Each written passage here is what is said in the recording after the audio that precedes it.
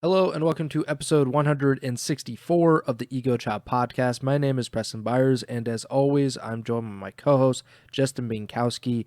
And on today's episode, we got a little bit of ROSTERMANIA news to talk about. Not as much as we expected, considering we haven't had a show in about a week. But we'll talk about some of the confirmed moves, some of the rumored moves, and then we will obviously be talking about and making our predictions for the first week of the Major 3 qualifiers, which start this weekend. But before we get to any of that, how are you doing, Bink? Doing all right. Like you said, ROSTERMANIA has to end technically, at least for the pre-Major 3 stuff in, less than 48 hours. So we got some confirmed moves to talk about, some stuff that's been reported but hasn't been officially announced yet, but seems to be the direction that things are going in. And even some teams that were in reports that might not be making changes now. So it's definitely some interesting an interesting time for ROSTERMANIA. I think we kind of both felt, as of last episode, at least even more teams could have made changes than what it seemed like. But now it seems like technically fewer teams are making changes. So, yeah, I'm ready to go. The biggest news, obviously, is PRED joining the Vegas Falcons. This had been rumored for about a week, a little bit after he got released from OpTic Texas. That's when the rumors started about, well, potentially could this happen? Could Vegas go in a different direction than they have this entire season, where they've stuck with that all Saudi roster and been obviously the worst team in CDL history to this point. They bring in PRED now, who is a former world champion or a defending world champion. I don't think he'll necessarily be able to defend that crown successfully, but I guess we'll see at the end of the season. But they bring in PRED, so they've obviously changed course. We talked a little bit about it kind of in a what if scenario on the last pod, but now that's official, what do you think of PRED joining Vegas and Vegas officially moving away from this all Saudi roster? Yeah, I really like the PRED acquisition. I mean, as ironic as my next statement is going to be, it kind of reminds me of the way Nadeshot described acquiring Hook when Hook became available in Cold War and LA Thieves grabbed him. And obviously that didn't work out too well for LA Thieves at that time, but Nadeshot's like tweet or whatever it was he said along the lines was like, when someone of Hook's caliber becomes available in midseason, like you gotta take the chance and snatch him up. And I feel like that's kind of what this situation is for PRED right now. Like, this is literally, I mean, regardless of what has happened this year so far in the Major 2 qualifiers, most notably for him, he's still individually one of the best SMG players in the world. And an all-star 2 years ago, I believe, world champion last year, an MVP when Seattle Surge won their event in Vanguard. So he's just like, you know, one of those guys where if he becomes available and you have the cash to acquire him, I mean, I shouldn't say it that way because we don't technically know how much the deal was or anything like that, but all indications seem to suggest that it was probably a pretty lucrative acquisition. Um, Nonetheless, it's just when PRED becomes available, basically, if you have the funds to acquire him, you're willing to do it, that's a move that any organization should look to make. And I think this definitely comes at an interesting time for Vegas because, kind of like you alluded to, they are, unless they go 10-0 in their 10 qualifier matches and win Major 3 and 4, it's going to be very, very difficult for them to qualify for champs. They do have EWC, so that it is, there are multiple events left for them, even if they don't make it to champs. But at the end of the day, I view this as like kind of what I've been talking about when we were talking about the Saudi project and whether Vegas would continue to uh, roll out that roster or not, was like what we've seen the Falcons organization do in other esports is drop the bag on some pretty uh, high profile players or brand names and try to build super teams. And I think that's where they're at right now. They saw the all Saudi project was not working out, and I guess blew it up. And I do think we kind of at least I kind of said like them getting rid of Luti whenever they made that move now a couple of weeks ago. That seemed like that was like the first indication that they were going to move in this direction, where they were potentially going to transition to an NA or non-Saudi team.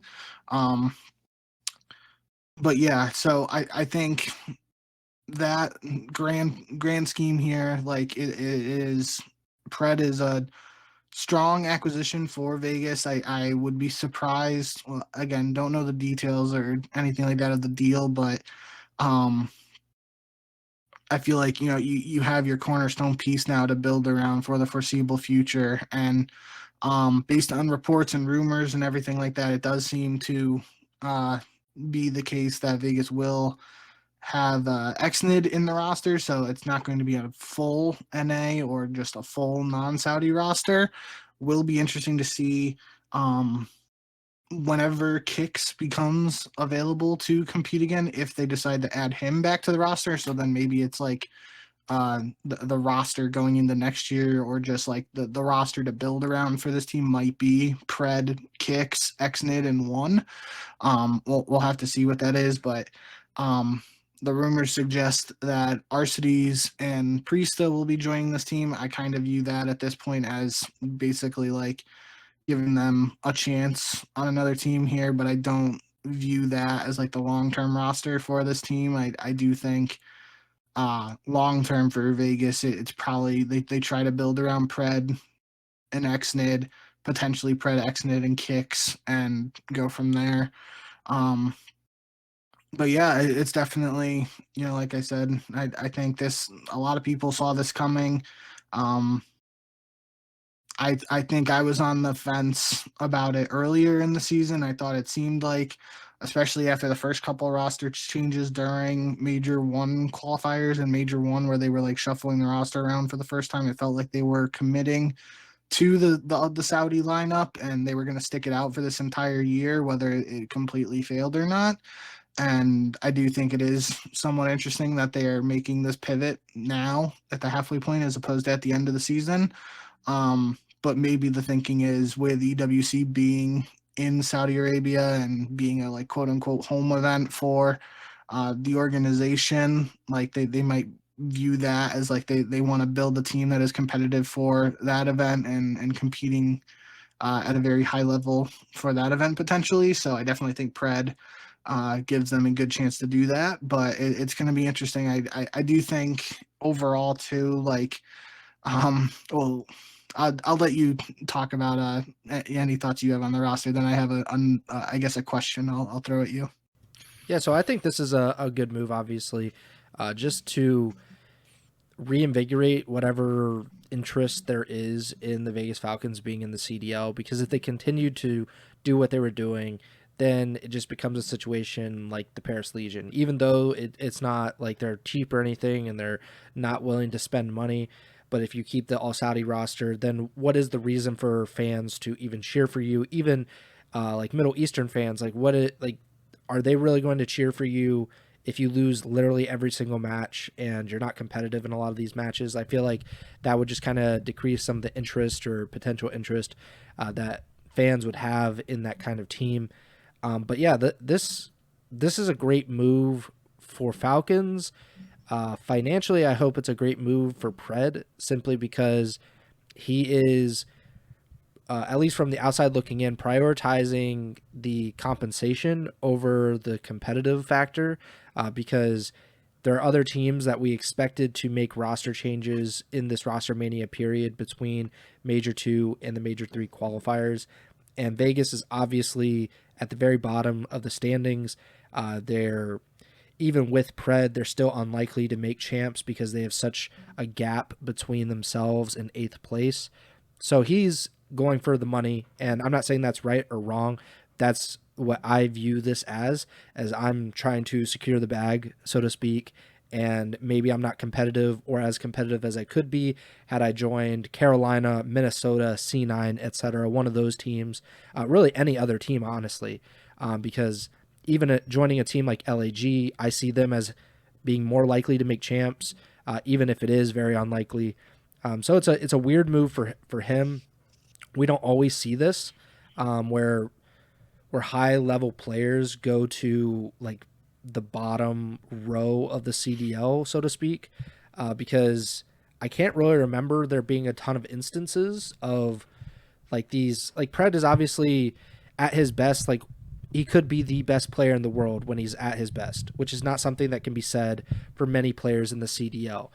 However, he's now on the worst team, and it'd be like Shotzi joining LAG or something like that, and it just wouldn't seem logical from that point of view. So I'm interested to see how it all works out for Vegas and PRED, and it's probably more of a long-term project, like you're saying. Maybe there is some kind of bigger plan for maybe next season when they can get into into the free agent market after the season and try to spend big money, kind of like how LAT did, when they had that very low cost kind of conservative roster last season, and then they spent really big in the off season to make this all-star roster that is competing for major championships and is one of the best teams in the world. So we'll see what happens long term on that. But from the Falcons' perspective, this is not anything new. Like you said, they have spent really big in other esports. I don't follow them super closely, so I can't really speak specifically to a lot of their moves, but I do know in Counter-Strike, that's where they've spent quite a bit of money. Nico, who's one of the best Counter-Strike players in the world, they reportedly spent $1 million to $1.2 million to buy him out from NIP, and this was not that long ago, I believe, or this was like the end of 2023. So I didn't even know he was on there. I thought he was on G2. Yeah. So I actually do think it was G2. It wasn't NIP. Okay. I was looking at something else. I was like, whoa, I missed that. But yeah, that was November 2023, and it was reported that they spent about $1 million to buy him out from that contract, and then gave him a 3-year deal. I don't think the terms were ever disclosed of that specific deal, but if you're going to pay $1 million to even get him on the team, then the deal was probably going to be pretty sizable as well. I know that they loaned they got Simple in a loan for a little bit. They have like Magisk and a lot of these really high profile, reportedly very expensive players on their roster or had them on their roster at some point. So it's something that the Falcons organization is willing to do, and that's spend. We'll see what happens with Call of Duty if they're able to do that, because it would be interesting if they could be a big spender in free agency this coming off season, and then you have PRED, and then you're immediately maybe even competing for free agents like Simp and Abizi. Like you have to at least you have to make them make that decision, right? Of like, we might not be the most popular organization, we might not have like this championship pedigree like FaZe or OpTic, but we have the ability to pay you more than maybe any other organization is willing to pay you. And that would be intriguing just from that point of view. I mean, it's kind of like what's happened in soccer over the past few years, where very high profile good players have gone from competing in like the Premier League or the Bundesliga or La Liga, and they leave those really competitive clubs for big contracts in Saudi Arabia, where it doesn't mean as much in terms of like they're not going to compete for championships in Europe, and they're not going to be on like the biggest stage anymore, but they get the money. And Messi also did that with coming to America and playing in MLS. So I'm interested to see if something like that happens. Obviously, we're getting ahead of ourselves, and that's months down the line. And I would still like just to see how PRED fits into this roster, whatever roster I guess it is, because like you said, we don't really know exactly who's going to be on this team with him. And that might even change throughout Major 3 qualifiers or after Major 3. So we'll see what happens. What was your next point that you wanted to bring up? Just like, I think at least the way I view it now is like, as of this PRED roster coming to fruition for Major 3, I think we have to like separate Vegas's season because Yeah. it it inevitably feels much more likely that Vegas will win a hard point with PRED. I mean, there's just like a strong chance that he could just even take over a map and win one himself, even though that wasn't the case recently with OpTic.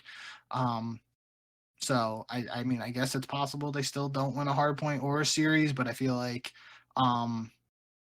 I feel like that has to be part of the motivation for Vegas Falcons as an organization. It's like, all right, we got to win a map and we got to win a series. So I don't want it to, it would be if I was a bookmaker or anything and people were putting on bets earlier on saying Vegas wasn't going to win a hard point. I feel like, I guess technically Vegas will win a hard point if they do win one coming up now, but like that's not what you were betting on at the time, if that makes sense. So a little bit of asterisk territory, at least in my eyes. Yeah, I was honestly thinking about the same thing. Like, I mean, we said it at the beginning of the year that they were certainly going to win a match. They were not going to go 0-40 or whatever it was. And, we talked about it more recently that, I still think that it's possible, or that it was possible. And, it's just kind of ridiculous if it didn't happen. But I think we were both like, okay, like, it actually might not happen this year. I feel pretty confident now that they're going to be able to win at least one match. I don't know how much more. We haven't really seen a lot of this where one player joins a team that's so bad and like how much they can carry them. That's just not something that typically happens. There's a lot of super teams in Call of Duty esports. So, we'll see what he's able to do. I'm also just interested to see his stats, like if he's able to drop these big kill games because he's just so much better than his teammates, or if it will just be the opposite effect where he is so frustrated that he actually plays worse than when he was on OpTic. So a lot of ifs, a lot of hypotheticals around this situation. We're going to see him immediately, which is probably the best part about this schedule, is that they play the very first match of the Major 3 qualifiers. I don't think it'll go super well for them necessarily, but at least we get to see it right out of the gate. We don't have to wait even a few days into the qualifiers to see how PRED and this new look Vegas Falcons are on the map. The other confirmed news with ROSTERMANIA is that LAG are making 2 more changes. Obviously, we have been talking about this team for several weeks now. Like I said at the beginning of the show, or near the beginning of the show, they are the second worst team in the league, just ahead of the Vegas Falcons. And I criticized, I think on the last episode, if not the episode before that, but I criticized their strategy with some of these roster moves, in particular, only making one move, bringing in Lunars, and then making another move after that, and bringing back Priesta, benching Skies in the process. I thought that was all kind of silly. It was real clunky, and it didn't really put Lunars, a rookie who had never played in the CDL before, a younger player, they put him in a bad situation, or if you want to be more generous, did not put him in the best situation. And I think they're trying to rectify that now, which I'm interested to see how it works out for them. So these latest moves, I should say, this happened earlier today, confirmed. LAG is bringing in FeLo and oJohnny to their roster. FeLo is the best move here, I think, for this team in particular. I've made it clear how I feel about former CDL players coming back in to the league and how that doesn't necessarily work out a lot of times. However, FeLo played with Lunars. They had a lot of success in the early part of this Challenger season, and I think we both agree that he should have been coming with Lunars when they made that change, when they brought Lunars in initially. That would have made a lot of sense just to help him acclimate into this roster. This roster kind of needed more than one change anyway, just in general, and we saw it didn't really work out straight away with Lunars. I wonder if he is happy about this, to have his former Challengers teammate come into the roster. oJohnny, we talked about, I think, even last week, so we don't really need to go too much into that. But these are 2 former CDL players. They're getting another opportunity in the league.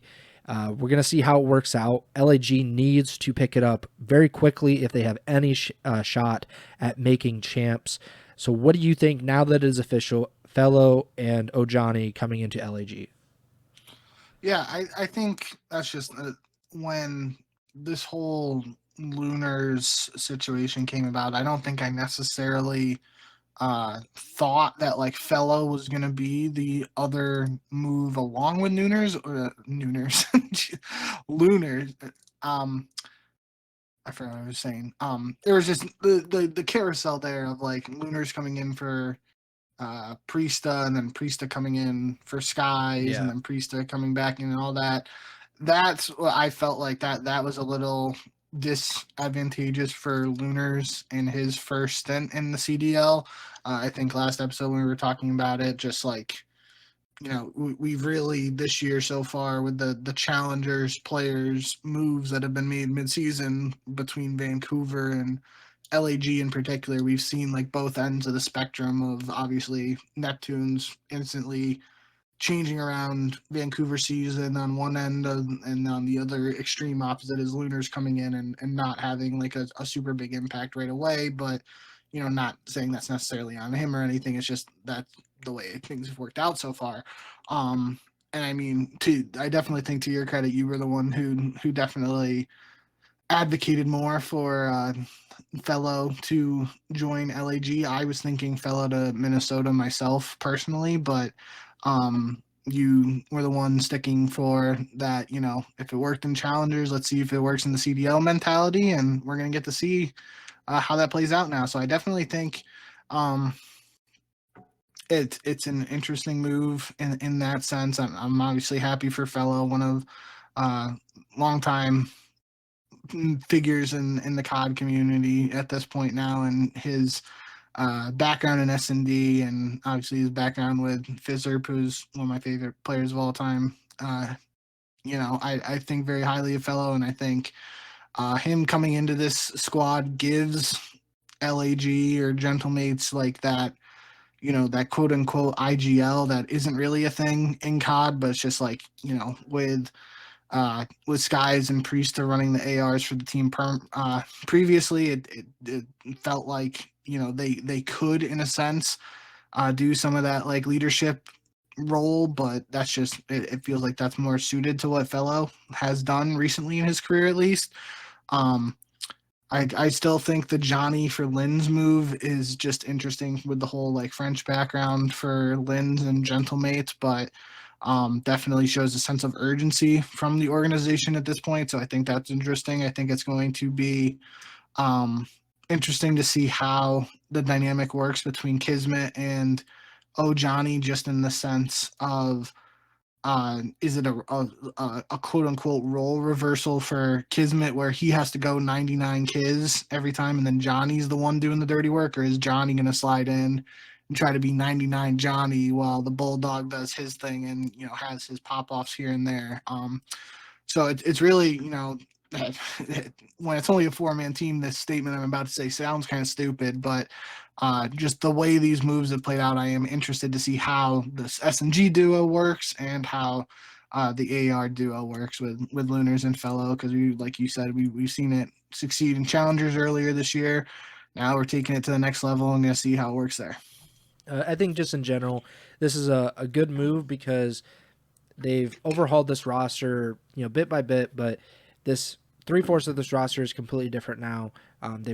They kept Kiz, which was the right idea. He is the best player on that team. He was the best player at the beginning of the season. So like let's see how he does with a different look around him. So that's a good idea. One thing I wanted to bring up, and I don't know if this is true, but it feels like that FeLo has been on the most CDL teams of all time, because this is his 5th CDL team, because he debuted with the Dallas Empire. He was on the Paris Legion.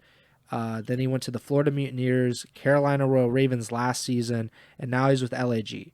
I can't think of another player that would have had that many teams on their resume.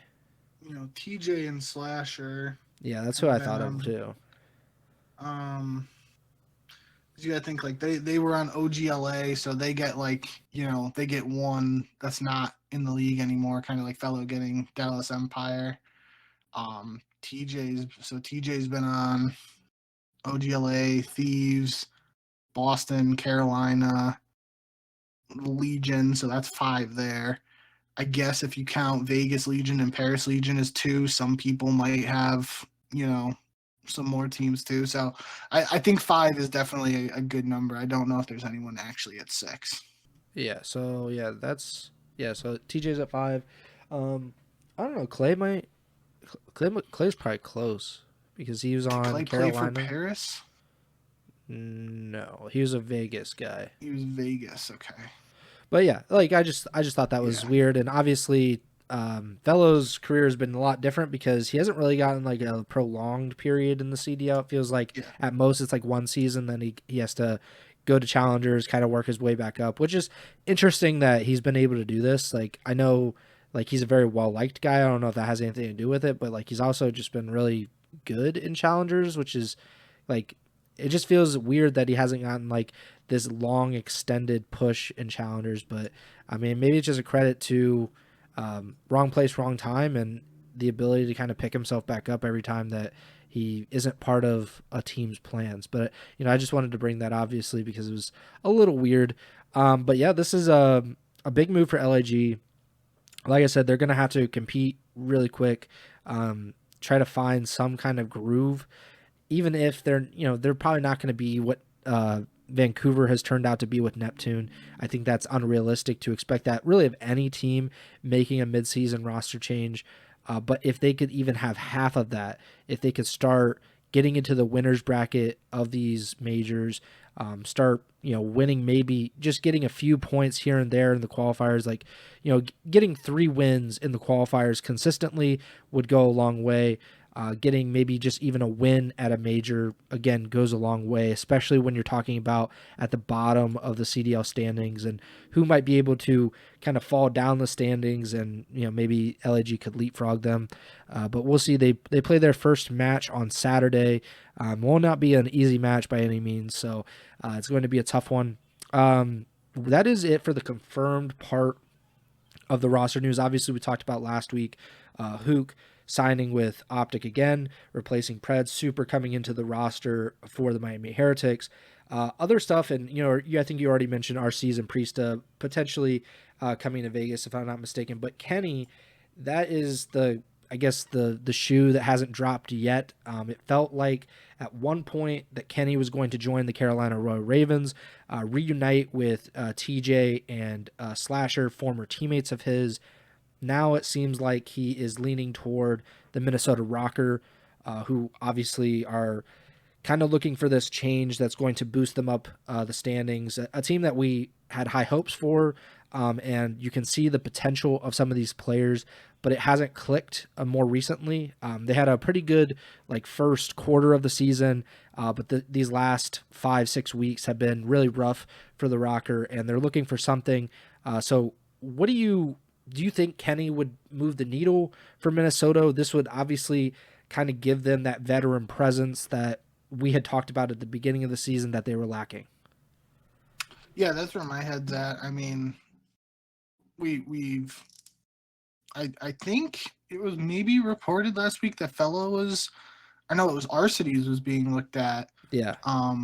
By Minnesota, and then I think Ronnie Intel may have reported that FeLo was being looked at, and I think that came after the first report of Arcides to Vegas potentially. It's all kind of jumbled up in my head here now, but nonetheless, I do think, I mean, no matter what the case is for Minnesota, like just those 3 names being associated, Arcides, FeLo, and Kenny, it seems pretty obvious to me that's what this camp is looking for, is somebody to come in and be a leader for this team. And they have the talent. I've talked about it numerous times on the podcast. Gio, Muro, and Estriel in particular has really shined this year in my opinion.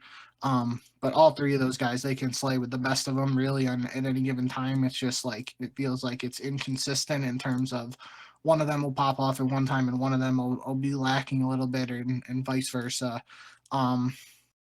So Kenny coming in, I think, is a really strong move for Minnesota again, as a move on paper, but we can't sit here and act like Kenny joining Minnesota is, that is, again, it is, it's Kenny joining this team after a very rough stint recently. So you can view it as Kenny, the historic two-time world champion, multi-time champion across multiple COD titles, is joining a new team, or you can view it as Kenny, the guy who didn't win a map in the Major 2 qualifiers and was dropping .7 KDs, is joining the Minnesota ROKKR. And I think that's going to be the biggest question mark is what version of Kenny is Minnesota getting here? I feel like,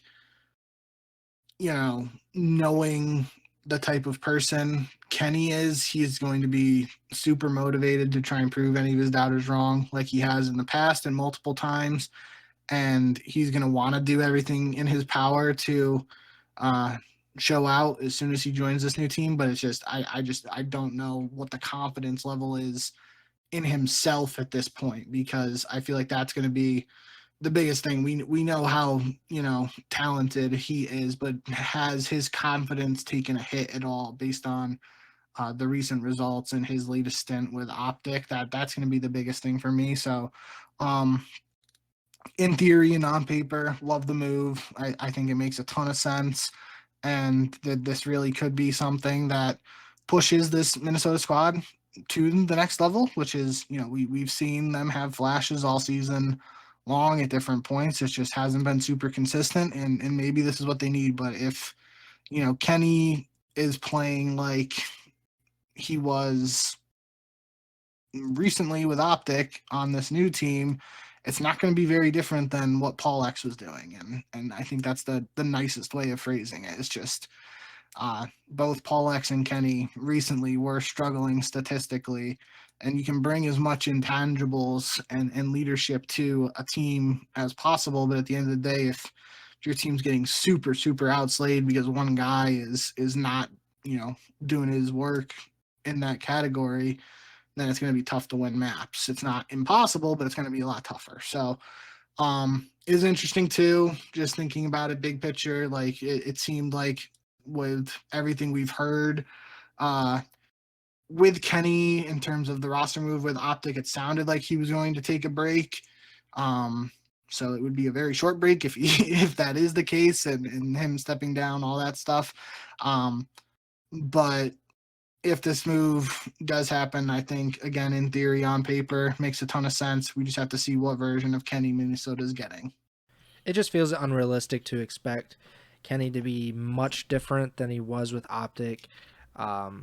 Like, just with this little of time in between the last time we saw him, if there was some kind of break, maybe you could convince yourself, okay, like maybe he just needed a recharge or something. At this point, though, it's been, 3 weeks since he's last played a CDL match. Like, what we saw of Kenny in OpTic is, I think, in general, what we're going to see if he does join Minnesota. That's probably what we're going to see with the ROKKR. His stats were horrific. He had the 4th worst KD in the entire CDL.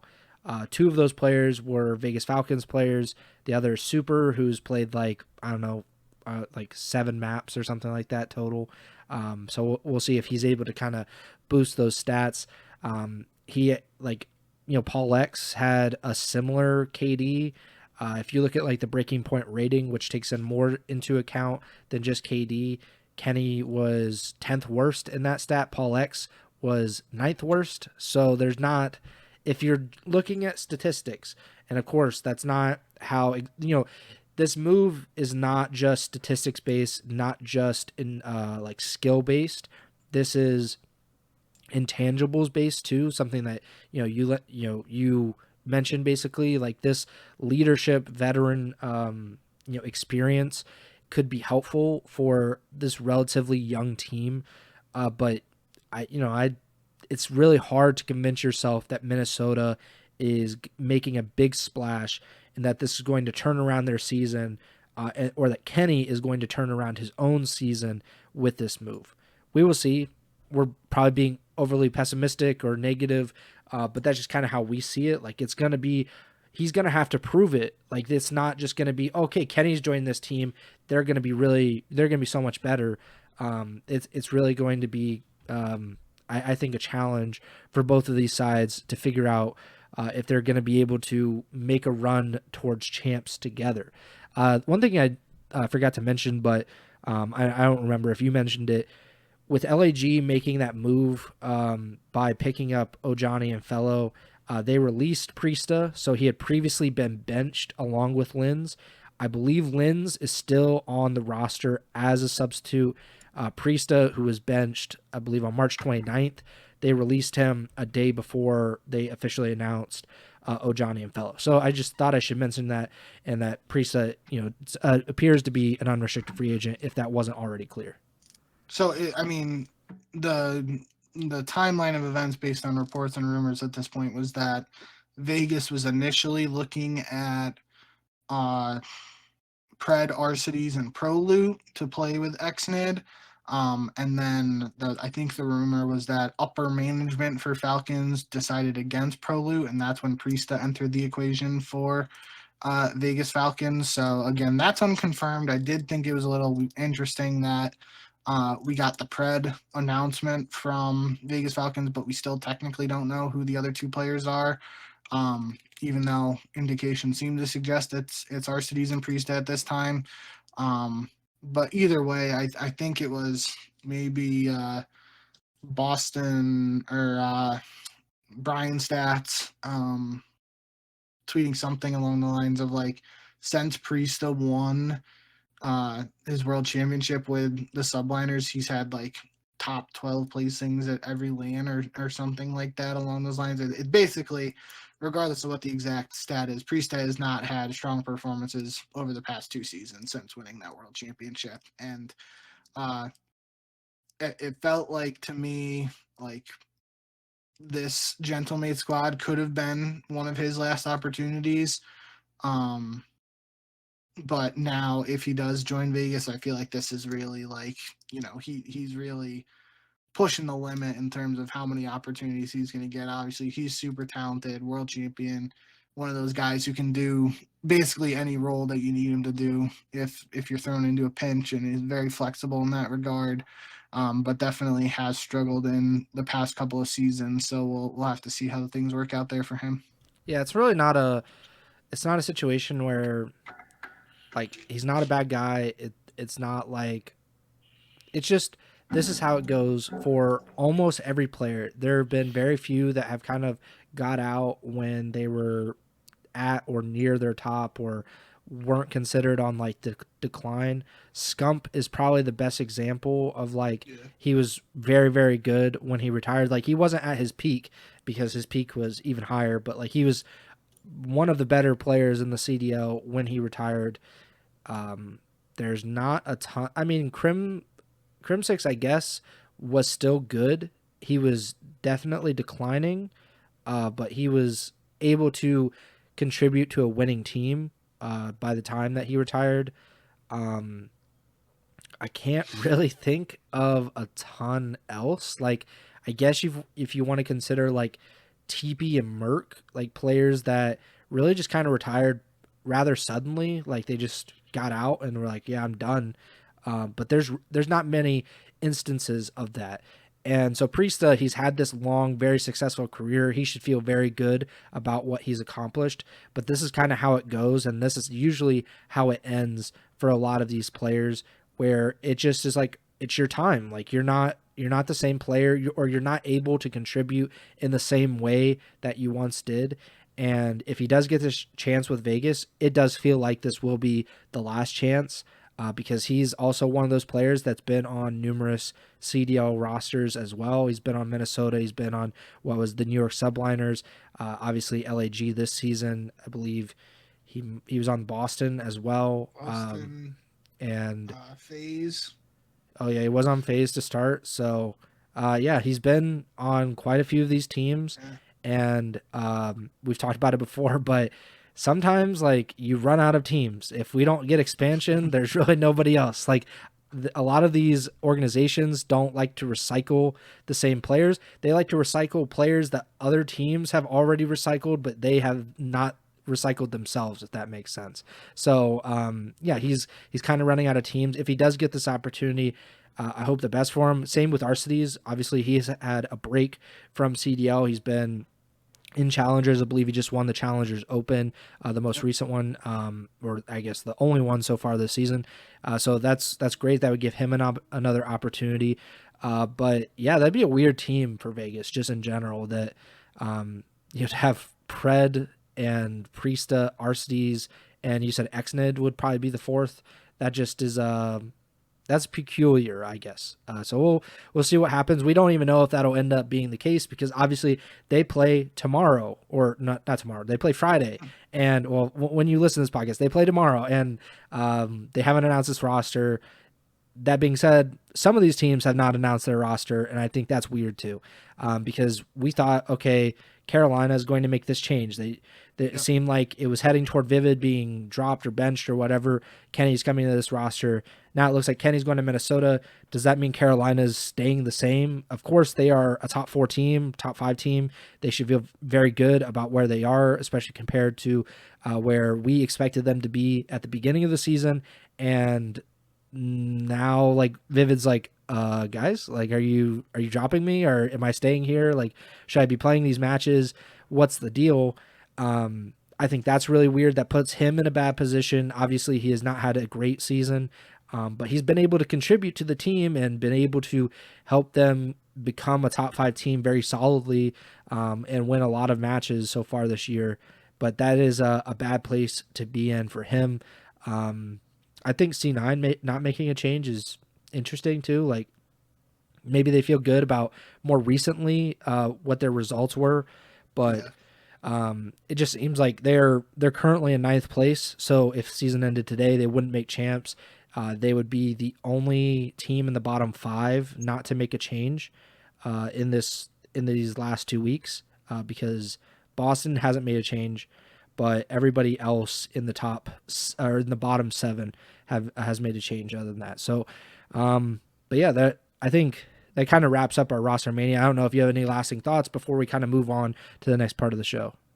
Yeah, I just think the Carolina situation is interesting to me. The fact that it was at least reported early on that Kenny was going to be the move, and then potentially there was like financial issues that, caused that to fall through. To me, after thinking about it a little bit, like, I said with Minnesota, like them potentially targeting Arcides, FeLo, and Kenny, like that made sense for them in terms of like team structure and everything, trying to get more leadership for those other 3 players. But like thinking about it now a little bit, like Kenny, if Kenny isn't going to be that like superstar slayer, like you have Slasher on Carolina already for the leadership. So I feel like that would have, they're already a good search and destroy team, but that could have helped in the search and destroy make them even better in that mode. But what I would like to see potentially for Carolina is if they do decide to make a move, maybe try to add more slaying from a second AR, somebody like Brack. Brack was a part of the team with Arcides and oJohnny that just recently won the Challengers event.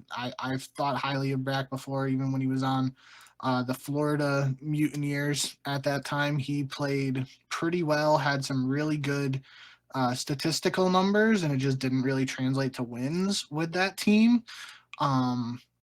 So I think that could help potentially if Carolina was to make a move, but it seems like, based on everything we've heard up to this point now, that they are going to run the same roster back. And this isn't the first time. This is like the 3rd or 4th time at this point we've talked about Carolina and at least in my opinion, thinking that they might consider making a move or feeling like they should. And then they rattle off a couple wins and it's like, okay, they're going to ride it out. So it seems like they're going to stick with this squad. I do think big picture for Carolina is just, I think I said this last episode, but like unlocking Gwyn on LAN and finding what they got to do to translate his success online to LAN is the next step for this squad. So maybe they think that this roster, they're going to figure that out better. And maybe it's a chemistry thing that'll help, take them to the next level. I don't really know, but I do feel like at least the way you worded it in terms of like bottom teams that haven't made a change yet, C9 and Boston could be some teams that if the opening qualifiers don't go well for them, they could potentially look to make a move. It seems like Boston might just ride it out with this roster because we've had those reports and everything from earlier in the offseason of potentially Boston exiting the CDL and then putting together quote unquote like a budget roster, it felt like. So maybe they aren't willing to make moves and spend that extra cash. But a team like Cloud9, feels weird, but this is really like Cloud9's first full season back in the CDL, and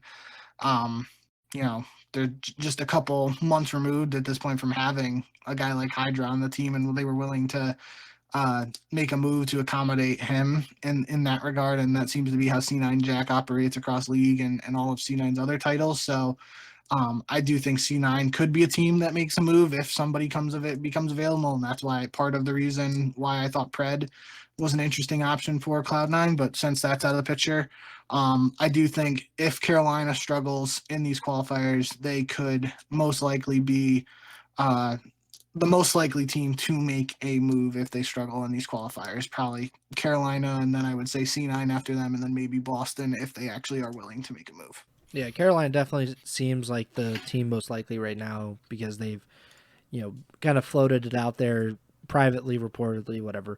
But it seems like they have thought about it. C9, it doesn't seem like it's gotten to that point yet.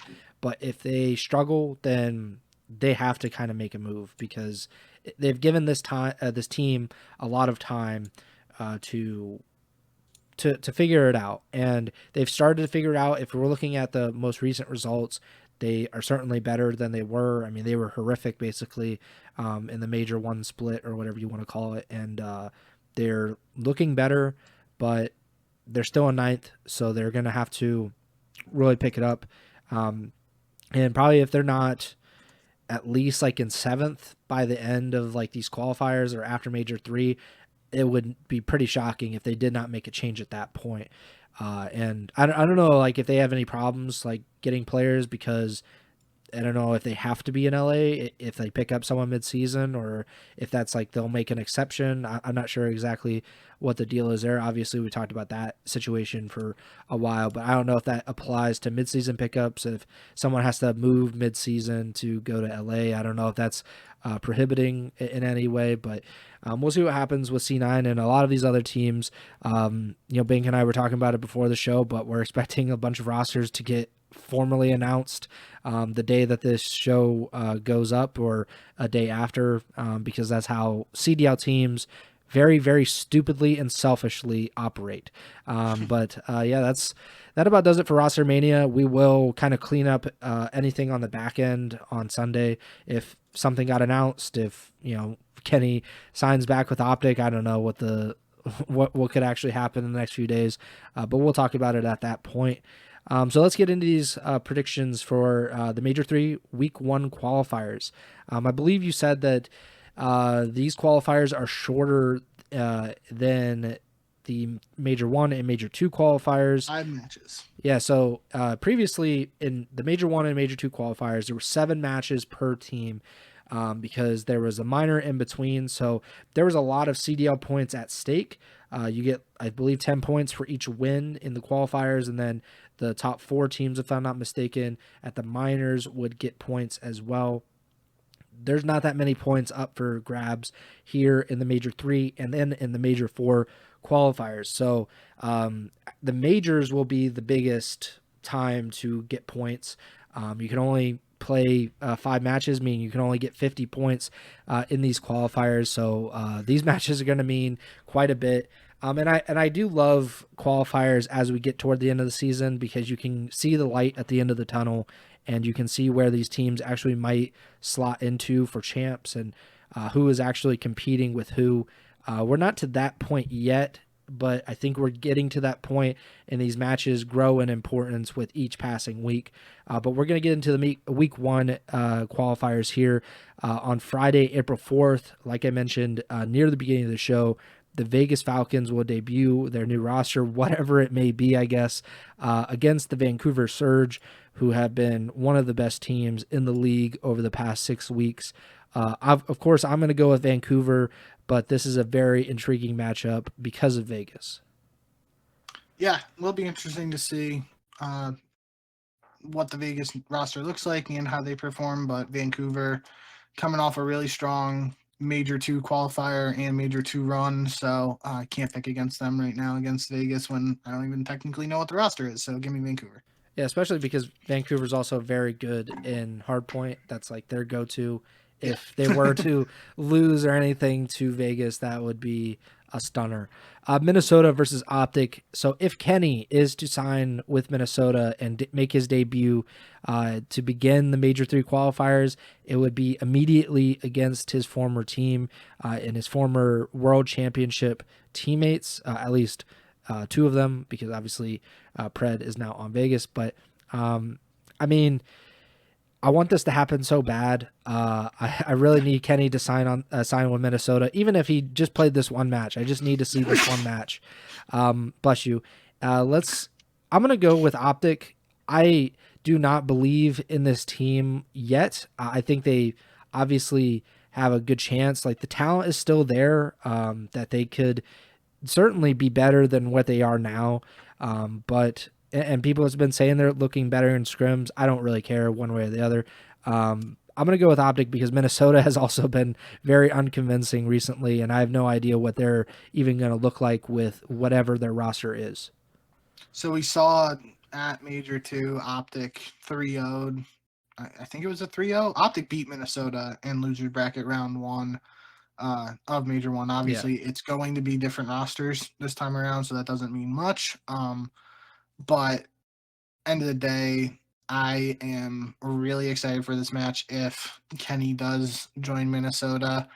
There was a clip of like Scump saying it on stream, but he was basically like, man, if you imagine Kenny beating OpTic in his first match after leaving OpTic, like how the community would react and all that. And I am here for it. I think it would be freaking amazing, and it would just be I'm thinking of like the SpongeBob meme of like they're in the brain or whatever, and all the cabinets and stuff are on fire, and the SpongeBobs are running around and whatnot. Like it's just pure chaos.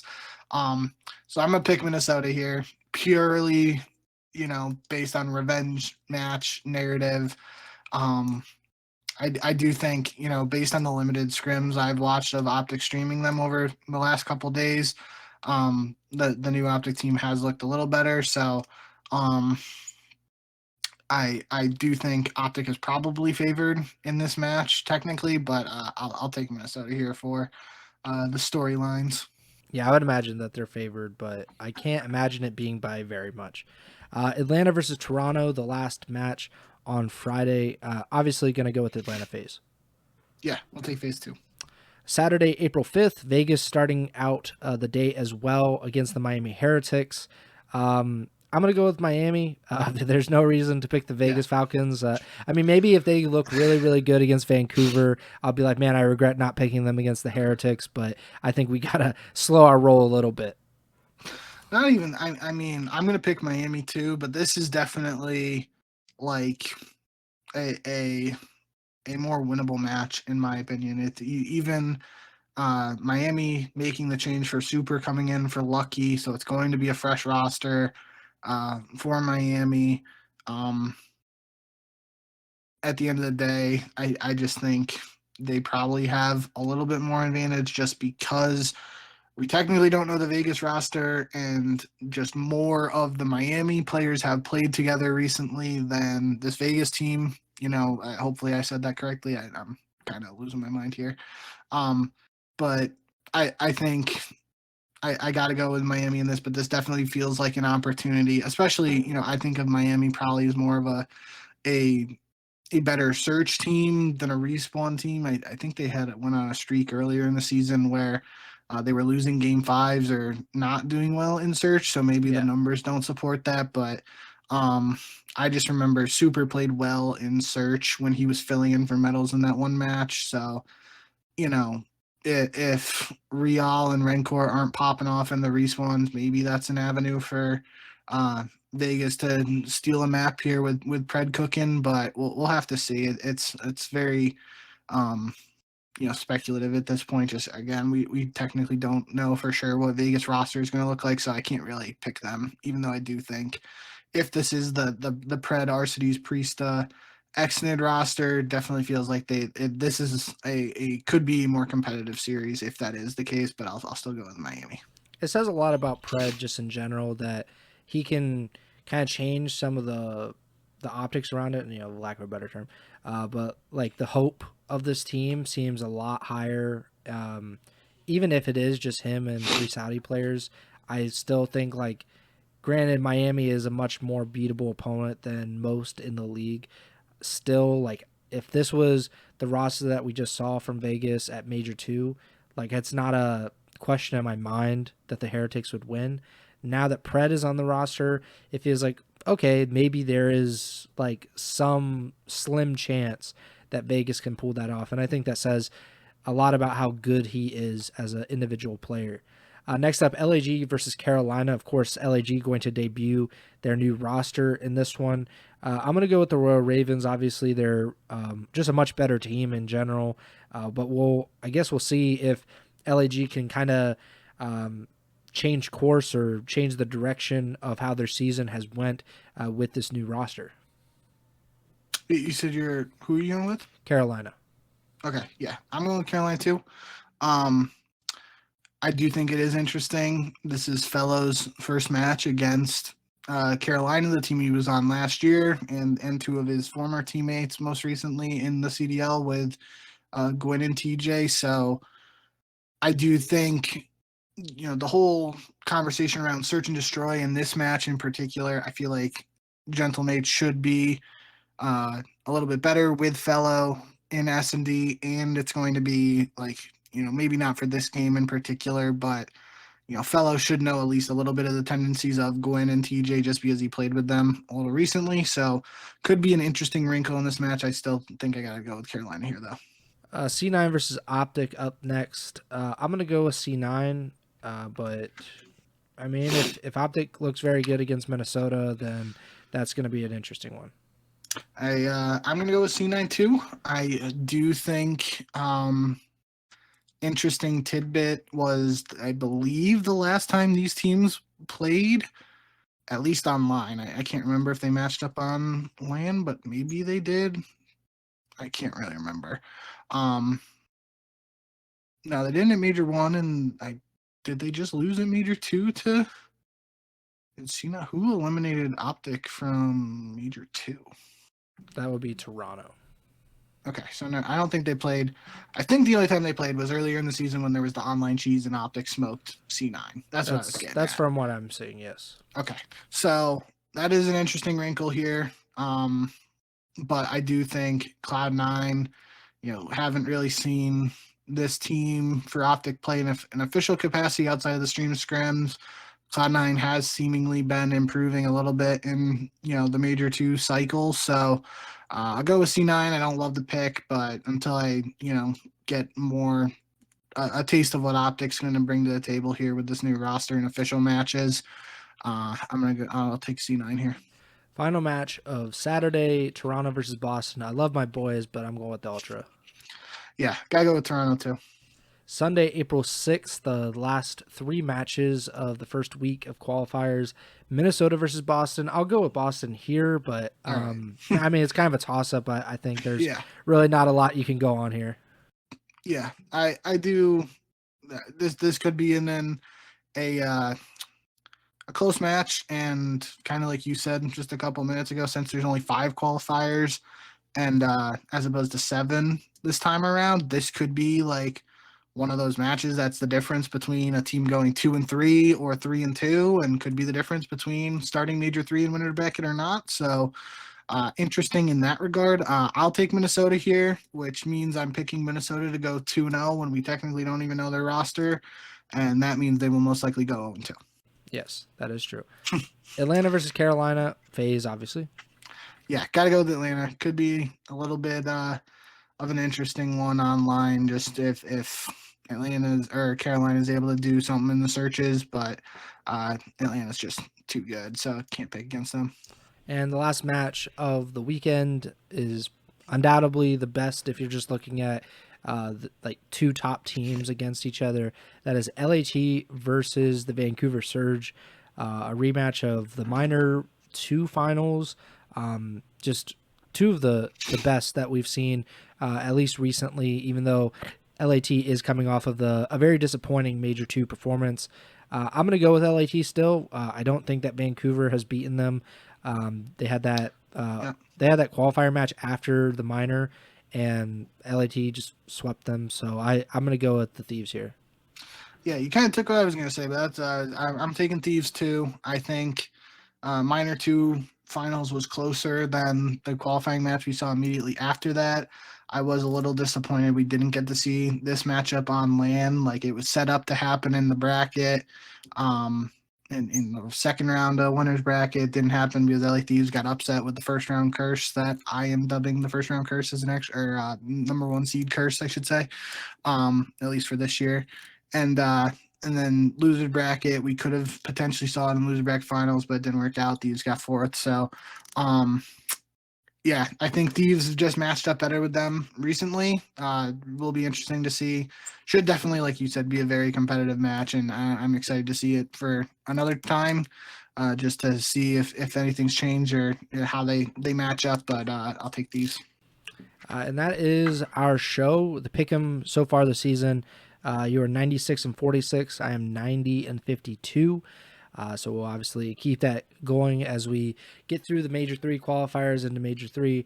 Like I said a little bit earlier, like we're getting to that point where it is getting a lot tighter, a lot more tense. These roster changes mean more. These matches, even the online qualifiers, mean so much more than they did even 3 weeks ago. So if you're not really tuning in regularly to the CDL, this is probably the time to start doing so you can kind of acclimate yourself with the teams and everything, and kind of follow the journey over the next maybe 9 weeks or so. I don't know exactly when it'll be, but that sounds about right, 9 weeks.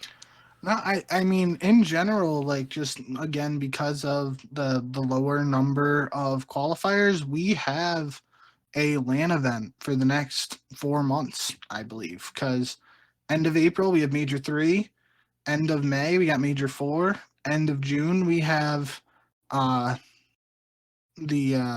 champs, and then EWC, I believe, runs in July and August, but maybe I think the COD stuff got announced for July. So nonetheless, like we've been saying, like only 10, I mean, technically 6 weeks of online matches left. And outside of that, it's all LAN, and then the season's really over. So it's quickly coming to an end here. And, it's going to stretch out, and there's going to be a lot to talk about inevitably, but it is definitely heating up in terms of, making sure you have your ticket punch the champs if you're one of those teams that's not in a, decent spot in that regard right now. Yeah, so Major 3 is in 3.5 weeks, and then I think that's right. Hold on, my math is not math, and it's in 3 weeks. Sorry. So yeah, Major 3 is in 3 weeks. Major 4 is in like 6. So there's really not much break. The biggest break that we'll have, it seems like, is between Major 4 and champs. But there will be a lot of things to talk about, I'm assuming, in that time. And, it's going to be kind of a sprint over the next 6 weeks for these teams to try to make champs. So, again, like if you're, not tuning in regularly, this is probably the time to do so. And you can also make sure that, you can follow us, and you can listen to our podcast, and we'll keep you updated on whatever, we're talking about. Make sure to like, subscribe, follow the podcast feed wherever you're listening or watching on. We're on Apple Podcasts, Spotify, Amazon Music, and YouTube, of course. You can subscribe to the YouTube. Just look up Ego Chall Podcast on YouTube. You can also follow us on Twitch, twitch.tv/Ego Chall Podcast. And you can also follow Bink on Twitch as well, JBink with 2 Ks. You can follow us on Twitter. He is at JBink with 2 Ks again. I'm at Preston Byers. The podcaster is at Ego Chall Podcast. And we'll be back on Sunday, April 6th to talk about all of the Major 3 Week 1 qualifier matches and whatever roster moves, like I said, that will inevitably get announced after we post this podcast online, as is tradition. But yeah, that does it for this week's show. That does it for me. Bink, take it away. Yep. Thank you guys as always for tuning in. Appreciate all the support.